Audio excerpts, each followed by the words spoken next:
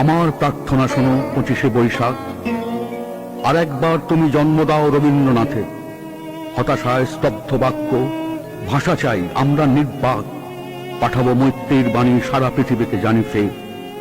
রবীন্দ্রনাথের কণ্ঠে আমাদের ভাষা যাবে শোনা, ভেঙে যাবে রুদ্ধশ্বাস নিরুদ্যম সুদীর্ঘ মৌনতা। আমাদের দুঃখ সুখে ব্যক্ত হবে প্রত্যেক রচনা, পীড়নের প্রতিবাদে উচ্চারিত হবে সব কথা।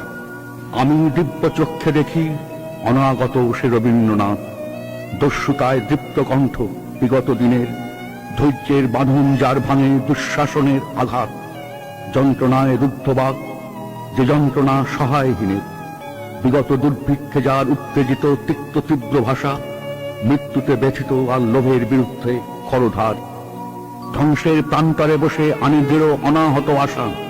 তার জন্ম অনিবার্য, তাকে ফিরে পাবই আবার। রবীন্দ্রনাথের সেই ভুলে যাওয়া বাণী অকস্মাৎ করে কানাকানি, দামামা ওই বাজে, দিন বদলের পালা এলো ঝড়যোগের মাঝে। নিষ্কম্প গাছের পাতা, রুদ্ধশ্বাস অগ্নিগর্ভ দিন, বিস্ফারিত দৃষ্টি মেলে এ আকাশ গতিরুদ্ধ বায়ু। আবিশ্ব জিজ্ঞাসা এক চোখে মুখে ছড়ায় রঙিন, সংশয় স্পন্দিত স্বপ্ন ভীত আশা উচ্চারণহীন। মেলে না উত্তর কোনো সমস্যায় উত্তেজিত স্নায়ু। ইতিহাস মোড় ফেরে পদতলে বিধ্বস্ত বার্লিন, পশ্চিম সীমান্তে শান্তি, দীর্ঘ হয় পৃথিবীর আয়ু। দিকে দিকে জয়ধ্বনি, কাঁপে দিন রক্তাক্ত আভায়।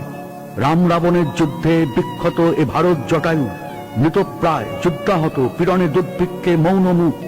পূর্বাঞ্চল দীপ্ত করে বিশ্বজন সমৃদ্ধ সভায়, রবীন্দ্রনাথের বাণী তার দাবি ঘোষণা করুক। এবারে নতুন রূপে দেখা দিক রবীন্দ্র ঠাকুর, বিপ্লবের স্বপ্ন চোখে কণ্ঠে গণসঙ্গীতের সুর। জনতার পাশে পাশে উজ্জ্বল পতাকা নিয়ে হাতে, চলুক নিন্দাকে ঠেলে গ্লানি মুছে আঘাতে আঘাতে। যদিও সে অনাগত, তবু যেন শুনি তার ডাক, আমাদেরই মাঝে তাকে জন্ম দাও 25শে বৈশাখ।